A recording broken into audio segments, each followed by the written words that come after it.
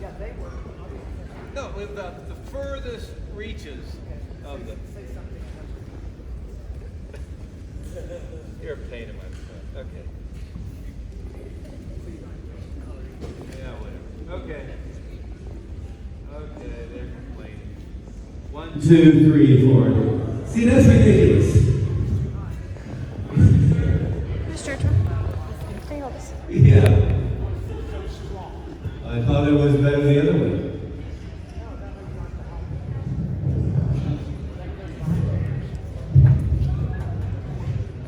Miss Burton, can you hear me okay?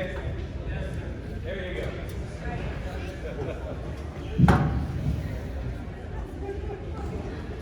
As if I don't talk. Have a seat for a second. Yeah, I'm joking about July, but you know, it would be in my July. Mr. Upper, you want to hold this? Yes, like training is on active. Well, like training in the steam room. It's a little muggy in here too because we're adding to the humidity level. But anyway, hey, let's work on a couple things. We're going to start formal testing in a few minutes. But somebody refresh my memory of what Grant asked us to discover. What were some key points of what he discovered? Okay.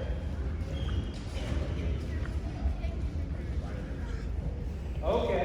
Now, everybody who asks the question is going to have to project so that they can get it, because we're not mic running. So, go ahead, sir.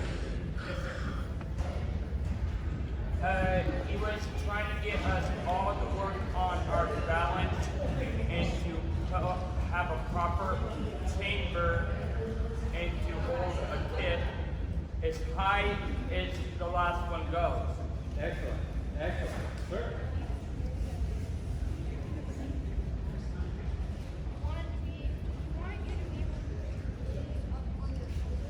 Good. Good. So, really tight chamber. Go ahead.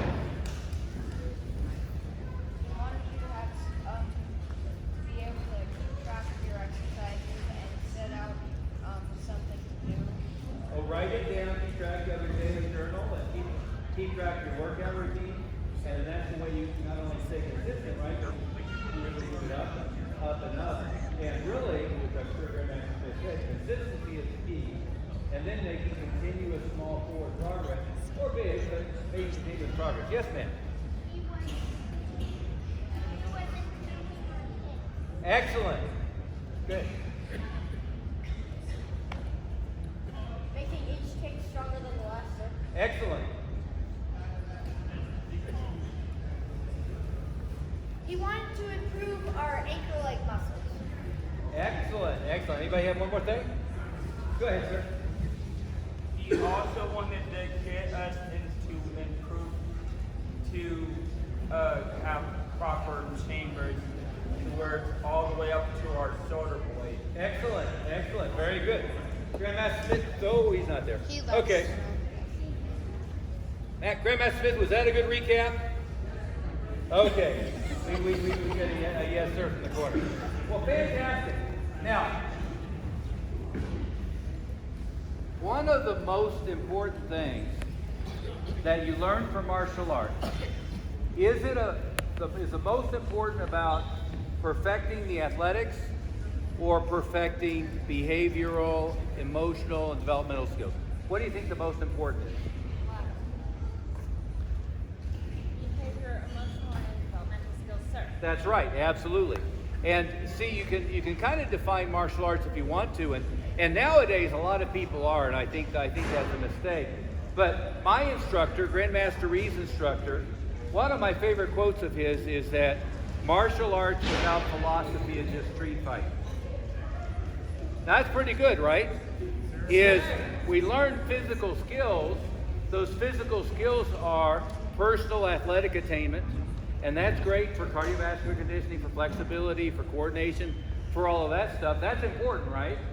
Yes, because your mind and your body work together, and if your body's not in good condition, your mind doesn't work well, right?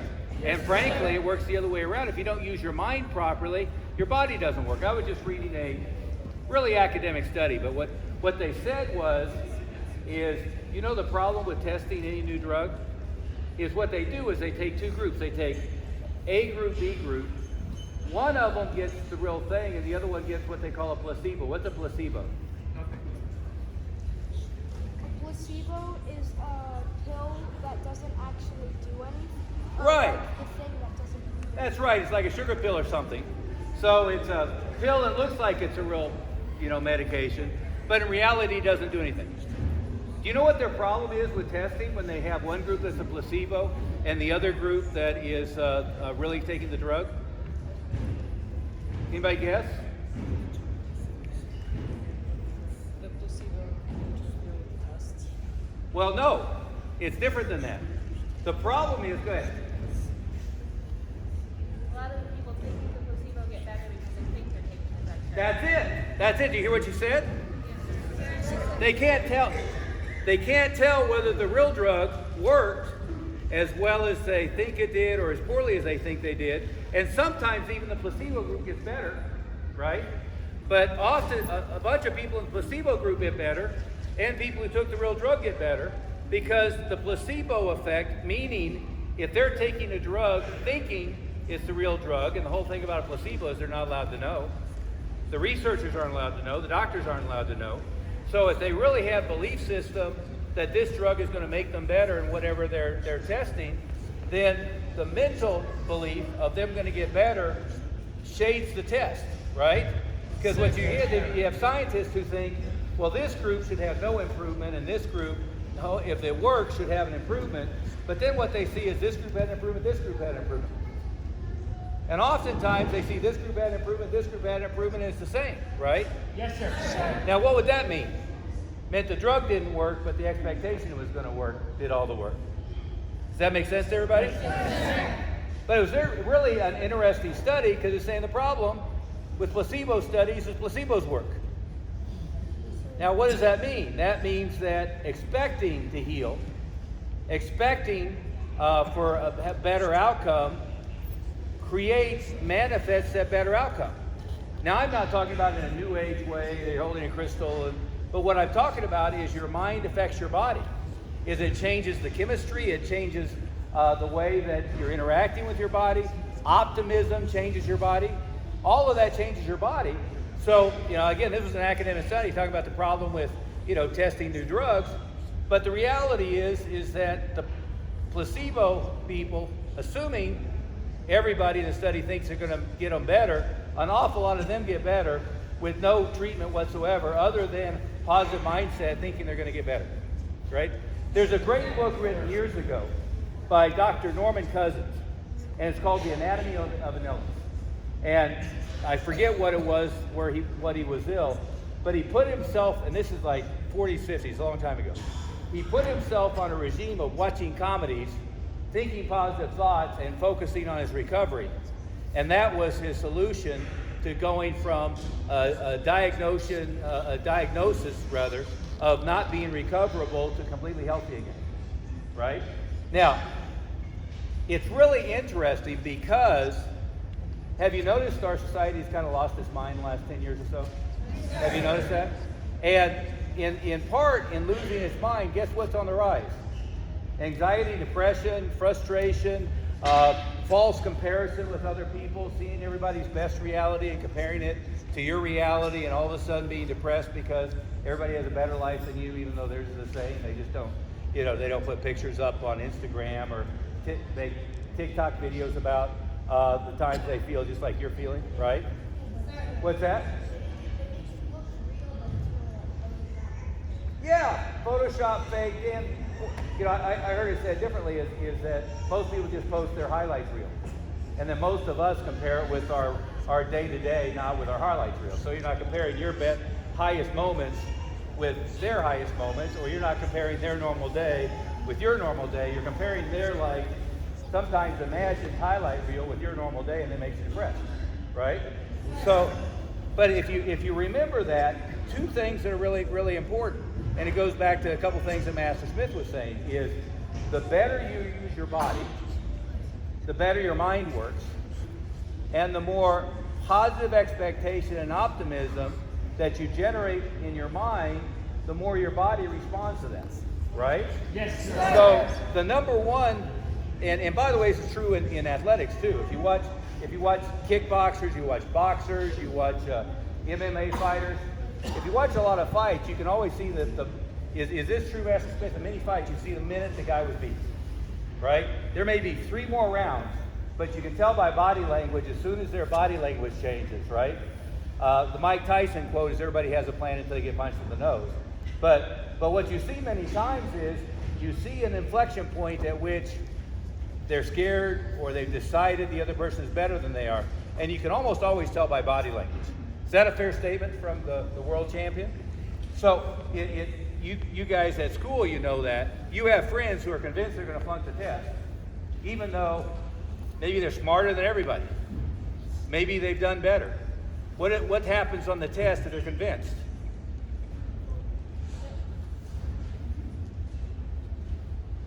If you're convinced on that you're going to pass the test, you're most likely going to have a better outcome, and it's most likely going to pass the test.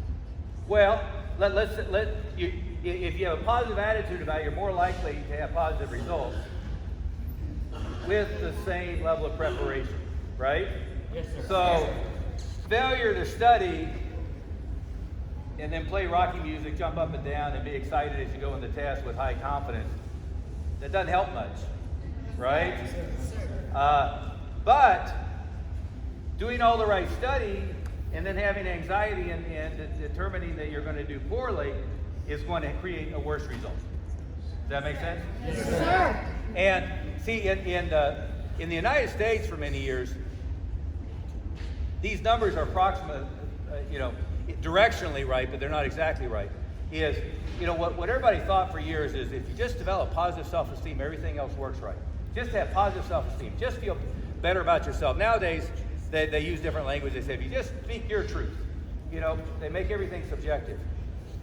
But you know what? Grandmaster Ree used to tell a story, and he would say, guess who in the world has the highest self-esteem among high school and college students for their math scores? So guess who has the highest self-esteem? Probably still true. Americans. Highest self-esteem. Guess where they rank in math on the world developed stage? About number 26. Guess where the average South Korean kid and the average Japanese kid is on their level of self-esteem with their math? Way down like number 50. Where are they in their attainment? Number 1 and 2. Right? See the thing about just like telling your truth and feeling good about yourself doesn't have anything to do with your capability of performing.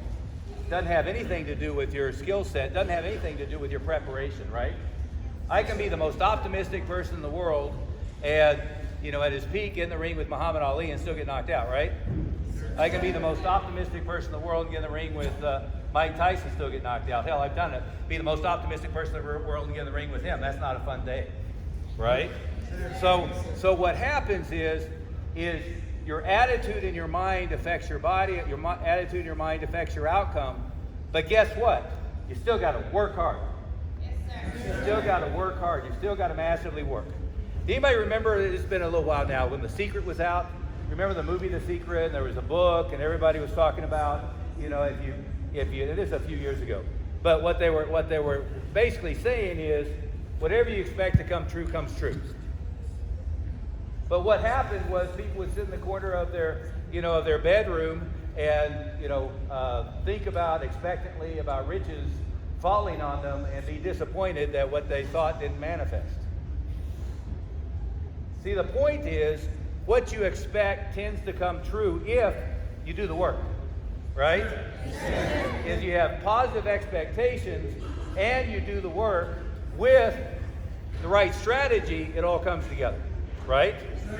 Now, on the other hand, somebody can do the work, have a strategy that couldn't have worked, and have a negative attitude, have expectations of failure, and still fail.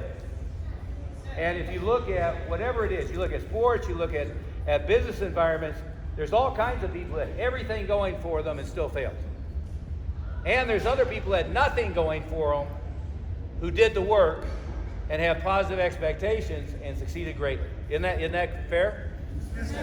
So again, going back to this study, it's really dramatic that in medical studies, with real research on a real treatment, is the biggest variable that's hard to control for is positive expectation of outcome regardless of what they were given to treat the disease.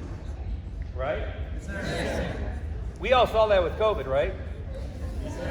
Is people who panicked, who thought it was, the end of times, well, you manifest that type of stuff. You create horrible outcomes. You create. Now, that doesn't mean you can have a positive outlook and ignore safety precautions and all that stuff and everything works out well, right? However, you're much better off to always be realistic and optimistic and then do the work and do the research, right? You know, a scary study I saw, and you guys can tell me if this is true or not, is that most people under 40 get all of their news from social media. What? Probably true at your age, you're saying. Get almost all their news from social media. Now, is that a scary thought? Because guess what kind of news you get? Well, what you get is you get stuff that believes what you already believe. You get self-reinforcing, right? Is what happens is you have a belief system, and what does all of the social media platforms want? Doesn't matter if it's TikTok or Facebook or Instagram or what do they want? They want attention. They want eyeballs. Well, ultimately they want money, but they want eyeballs. They want you hooked and paying attention as long as possible, right? So are they going to give you a bunch of stuff that you don't like, or they give you a bunch of stuff you like? And every time you indicate you like something, what do you get? More of it. Every time you indicate you don't like something, what do you get? Less of it, right? So sooner or later, everybody's in their own little echo chamber, only seeing stuff that they like, that they agree with, right? And it's certainly true. Some of it's fake, some of it's real, right? It can be both. All of it is subjective in many cases. I won't say all, but a lot of it is subjective. But see what happens if you get your news from social media, what happens? You get self-reinforcing beliefs, right? And by the way, we're in the world now where almost everybody reads, if they still read a paper. Most don't, or if they watch TV news, guess what? They watch the people who agree with them. Right? Many years ago you had Walter Cronkite, and maybe he was kind of down the middle. But what happens now is, one side watches Newsmax, the other side watches MSNBC or CNN, and they only watch people who agree with them, right? And what happens is number one is you end up with blinders, and you don't get a chance to see other people's perspective. And by the way, if you're going to get along with a wide number of people, it's not important to agree with them, but it's important to understand their perspective, isn't it? Yes. See, if you agree vehemently with somebody and have no ability to see their worldview, it's hard to have a conversation, isn't it? Yes. On the other hand, if I understand their point, what their priorities are, what they're looking to accomplish, what the outcomes they're thinking about, I happen to disagree with what it means and how do you do it, but I understand their perspective. One, I can have a conversation with them. We can get on the same page even if we choose not to agree. Isn't that right? Yes, sir. But I can also have empathy for them, have friendship with them, not have a difference of opinion mean that they're wrong, I'm right. How many of us in here have read that Jonathan Haidt book, Coddling of the American Mind? So we need to cycle back through that. Parents, everybody should have read that book, Coddling of the American Mind. But guess what? That's one of the things that he points out that's been happening the last few years, is people are taught that all differences in opinion are a battle of good and evil. It's a matter of us versus them. They're evil, we're right. And there's the fallacy of certainty, because the more certain you are of your beliefs, the less likely you are to learn anything about anything that might contradict it. Does that make sense? Yes, sir. See, the best, and I'm not talking about in religion, but in any area of endeavor, the best way to approach it is agnostic. The best way to approach it is, I don't know what I don't know, right? Let me figure out what I don't know and let me approach it from that way so that I can see other people's worldview, I can see other data. If I'm doing real research, guess what? Most people go look for studies that support what they do, and they ignore studies that contradict what they do, right? Yes, sir. See, so the crazier we get, what happens? We go further and further and further into our own little bubble with only people who agree with us, only watch news that reinforces our opinions, only look for studies that reinforces what we already agree with, and we get more and more into this little bubble. And then what happens to the other person? They're the enemy if they disagree with us. And if you believe the other person is the enemy rather than they just have a different way of looking at things, it's very hard to resolve anything, isn't it? Yes, sir. Is that making sense to everybody? Yes, sir. So I want you to start with your mind and your body work together. And the better you use your mind, the better your body's going to work. But the better you use your body, the better your mind's going to work, right? Yes, sir. Matt Smith, one of your favorite quotes that I stole a long time ago is, "Fatigue makes cowards of us all," right? So if you're not getting enough sleep, if you're not getting good nutrition, if you're not healthy, if you're not taking care of yourself, your mind doesn't work very well, right? And you run out of steam really quickly, whether it's in academics or work or whatever it might be. So you've got to stay on top of that. But the other thing to remember is that your expectation of outcome and your expectation of other people determines greatly how you see the world, right? Yes, sir. Let me give you an example.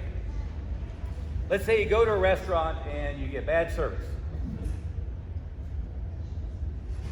Now, there's two ways of thinking about that, right? One may be, well, maybe that person doesn't have proper training. Maybe they're doing the best they can. Maybe they're just understaffed. This person has twice the workload that any normal human being should have. Now, see, that's an empathetic looking at it from their standpoint, right? Or it's, they have really treated me poorly. This place is out to get me. Or some version of that, right? What's more likely to be true? The first one. What's more likely to be most people's emotional reaction? Second one, right? And guess what? In the world, if you take 100 people, you have 3 or 4 that are, dishonest, unethical, who aren't behaving properly, don't really care what happens to you, right? What does that mean?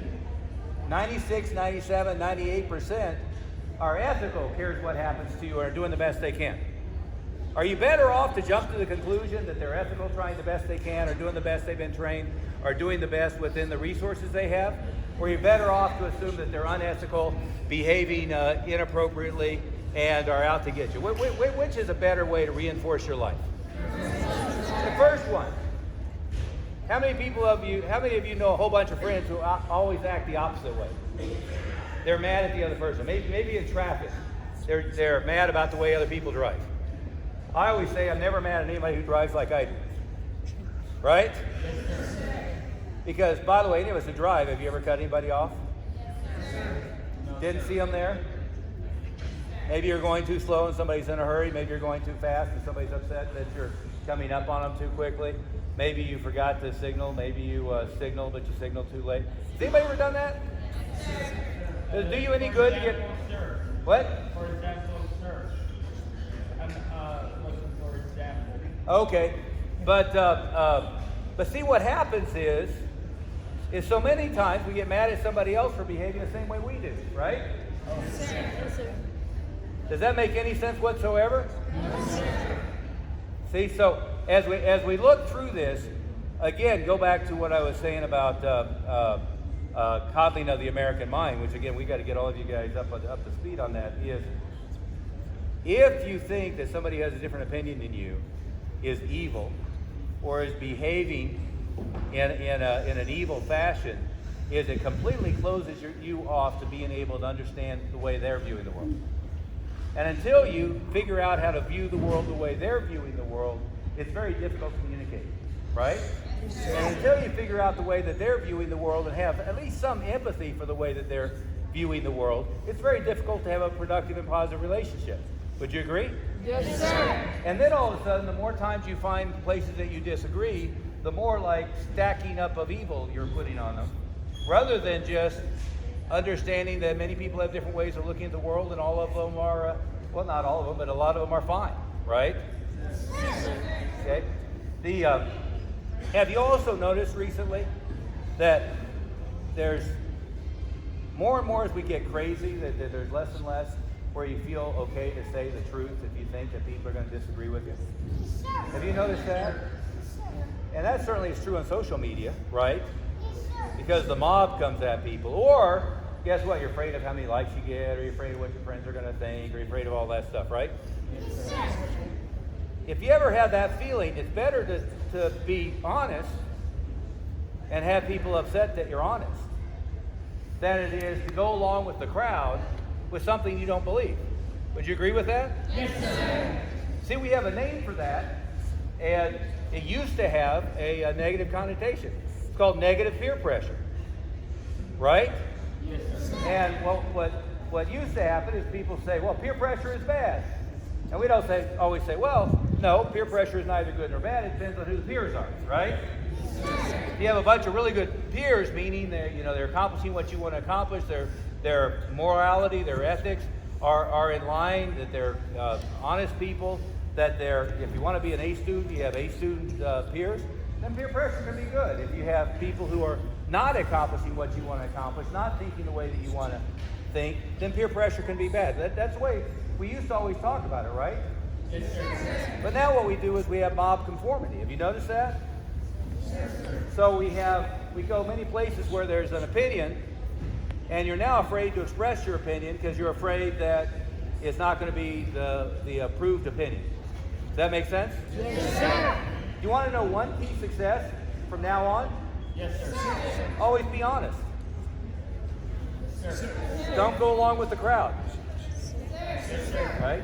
Mark Twain had a great quote. He said, anytime that you find yourself in the majority, it's time to stop and pause and reflect. Now think about that.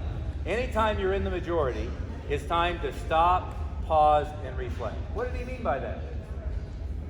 Well, if everybody else is saying this is the way to do it, it's time to go, whoop, let me think about that.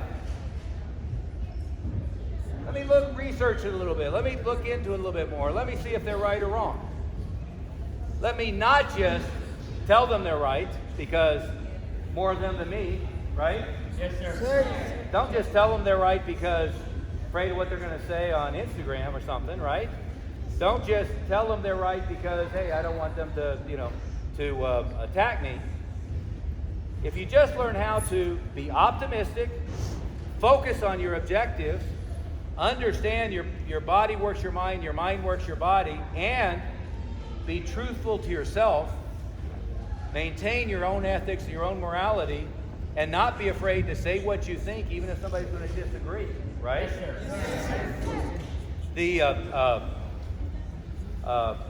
I'll give you an example. I won't give you the specifics, but years ago in college, I wrote a paper, and I knew that the professor was way over here on his belief system on the subject, right? Yes, sir.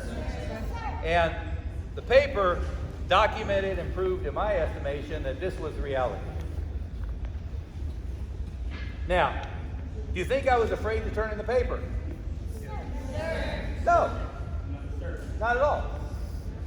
I knew that if he was honest, ethical, in one thing or another, if it was written well, documented well, approached well, reasoned well, it'd be an A paper. I also know that if he wasn't, and it got a bad grade on the paper, if it was written well, documented well, researched well, that he was the unethical one. So, I wrote the paper, completely contradicted all of his underlying belief systems on the subject, and guess what grade I got? A plus. A plus. Now, in this case, it was a professor who had, outstanding morals, ethics, who disagreed with everything I said, but who firmly believed that it was well-reasoned, well-written, and well-documented. Great. Let me work with this person some more. We can agree to disagree on the underlying subject, but they have underlying morals, ethics, and integrity. Does that make sense? Yes, sir. See, so many times we're just afraid to say what we think because we're afraid our friends won't think that, right? Or we're afraid they'll think ill of us. That make sense? So we've got to always be aware of, number one is, use your mind to focus with positive expectation and outcome. Use your mind and body working together, and never be afraid to tell what's true. And anytime you're with the majority, it's time to step back, pause, and reflect, and make sure that they're right. Does that make sense? And by the way, you know, the history of the world and the history of our country is all about outliers who everybody said was crazy, right? I mean, in the early days, nobody thought that Steve Jobs was sane. 7 years ago, nobody thought, you know, Elon Musk was sane. What, you're going to put people on Mars and you're going to make electric cars that people are going to buy, right? And all the other stuff. I mean, you know, one of the silliest ideas is boring a hole underneath LA so you can, you know, make traffic better, do tunnels under, and then, you know, put tunnels under Las Vegas so that you ease up traffic. Doesn't that sound crazy? You know, he founded a company called the Boring Company. That's a fun play on words, right? It's boring to be, you know, to dig tunnels and they're boring holes, right? So, again, if you look back through history, doesn't matter who it was, almost everybody who achieved great things, they thought they were insane, or they thought they were crazy, or they thought their ideas were crazy, until they proved it. And sooner or later, the majority came along with them, rather than arguing with them about it. Does that make sense? Yes, sir. Way back when personal computer, you guys won't believe this, but way back when the personal computer was coming out, IBM thought there was an international market for home computers of about, you know, 5,000. They thought the total market for a personal computer was maybe 5,000. Jobs and Wozniak said, no, it's not 5,000, it's everybody, right?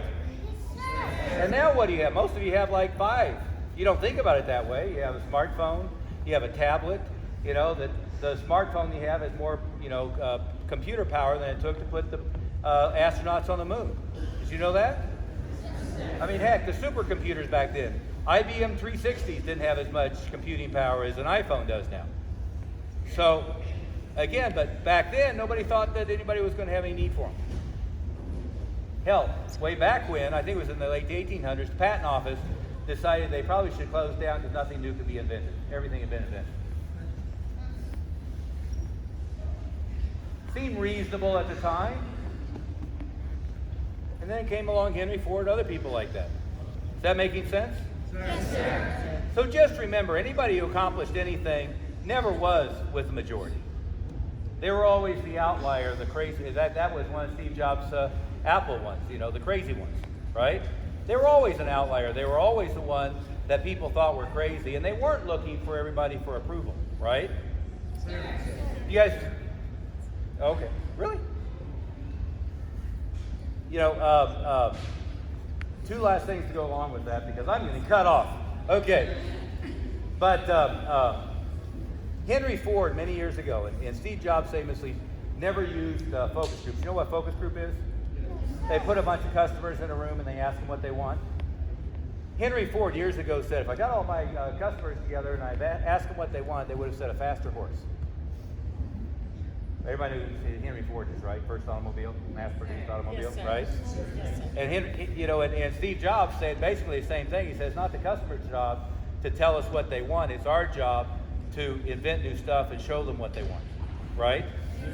So again, anytime that you're not with the majority, that probably means that you're thinking. Probably means you're stretching. Probably means you're moving to a new level. Does that make sense, guys? Yes, sir. So, and I guess the last thing is, as we look at trends in our society, the trend is towards anxiety, depression, towards ill health. It's especially for young people, middle school and high school. There's soaring depression and one thing or another. Well, might that be because like the world has lost its mind? And might that be that a lot of us spend so much time online worrying about what other people think, we don't really spend much time worrying about what we think? And learning to develop our thinking based upon facts and reality rather than other people's worldview. Would you agree with that? Yes, sir.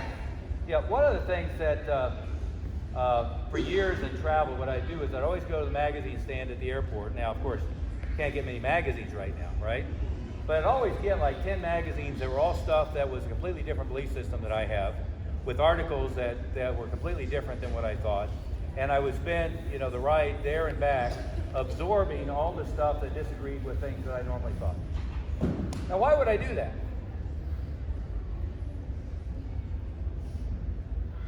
To gain a better perspective of the other side of the argument. That's right.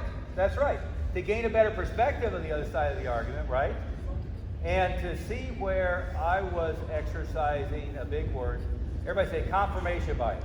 Confirmation bias. To see where I was finding things to agree with me and ignoring things that didn't agree with me. Versus looking for a whole bunch on the other side of things that disagreed with me to see if it shifted my perspective at all. Right? Yes. Now, sometimes it did, sometimes it didn't. But you should discipline yourself to learn how to ignore your friends and look for people who think differently than you do from time to time. You should look for ways to find sources of information that are completely different than you normally listen to see if the other side has a point or if there's a different perspective to take on things. Does that make sense? Yes. Okay, so one last thing, and let's talk about our organization and our projections and growth and directions for the future. One of the things that's my personal expectation for Mile High Karate is, as we've been doing now, how many years is it now, is Christensen? 83, what would that be, 40 years next year? 40 years next year. 40 years next year. Over 40 years, it's my belief that every year we've gotten better at the quality of black belts we produce. Every year we've gotten better at the level of thinking and the capability of thinking of the black belts we produce. Every year we've gotten better at saying things that people may not agree with, but are going to open their minds. Every year we've gotten better, I believe, at a higher and higher and higher level of discipline in a surrounding community where oftentimes it's going like this. Does that make sense? Yes. So we keep trying to push it this way and succeeding, where the surrounding environment oftentimes is going the other direction. Now, to be fair, what I was just saying in the other room is they have this great plaque up about what is it, storm, and what storm means. Have you guys seen that on the walls? If not, go look for it. Okay? There's one in here, and it's all about interpersonal development. It's all about life skills. It's all what Steve Covey would call think first, understand, then be understood. Right? It's all about creating win-win outcomes. Right? Because you don't want a win-lose outcome, you want a win-win outcome. And in order to arrive at any kind of conclusion with anybody, you've got to understand their point of view before you try to get them to understand you. Does that make sense? Yes, sir. But that's all the signs around the school are talking that way. And I was just saying, to be fair, an awful lot of schools. The elementary school my son went to a few years ago, I drove by the other day and they had 7 Habits of Highly Effective People. They had lesson number 7, sharpen the saw, was their lesson this week. Well, I was extremely impressed. Has everybody read 7 Habits of Highly Effective People? Yes, sir. I would hope so. That's exactly right. And 7 Habits of Highly Effective People has what's called a maturity continuum. And it teaches you to go from dependent to independent to interdependent. And then the last one is sharpen the saw, meaning renew and rejuvenate. In other words, your mind affects your body as well as your mind affects your body as well as your body affects your mind. That's sharpen the saw, right? Yes. But it's an important concept to get, and I'm excited that elementary schools, middle schools, and high schools in the middle of craziness of the last decade are shifting back to really solid developmental values. What they're doing here with STORM is phenomenal. I love it. I don't know how they implement it. But, again, my son's elementary school doing 7 Habits of Highly Effective People. It's exactly the right time to be talking about those skill sets and so forth. So that's a good sign. Any question before we call it today, since we're out of time? No? Okay, everybody stand up. Bow courtesy. Very quick.